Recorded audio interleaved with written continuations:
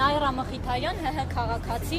Ես ուզում եմ դիմել բոլոր երիտասարդներին, որ մենք հիմա արդեն ունենք պարզ իրողություն, որ բոլորը ոչ միայն երիտասարդները, այլ հասարակության լայն զանգվածը չի ընդունում այս ապօրինությունները եւ սրբապղծությունները։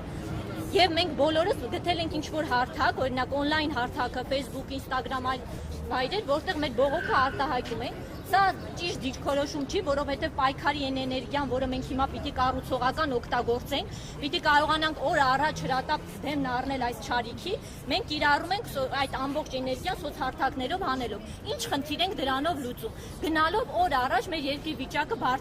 ծանրանում է, օր առաջ հայի արժանապատվությունը գետնին է ընկնում, ոնց են, ես զարմանում եմ, օրինակ ոնց են մարդիկ կարողանում իրենց առօրյա ընթացքը շարունակել, գնալ գործի, զրուցել, չգիտեմ, լինել սովորական ընթացքի մեջ, երբ որ մեր երկիրը գտնվում է այսպիսի վիճակում։ Իմ արժանապատվությունը թույլ չի տալիս, որ ես կարողանամ այսպես շարունակել։ Դրա համար կոչս բոլոր երիտասարդներին եւ ոչ միայն երիտասարդներին։ Պետք չէ, որ մենք մեր էներգիան սխալ ձևով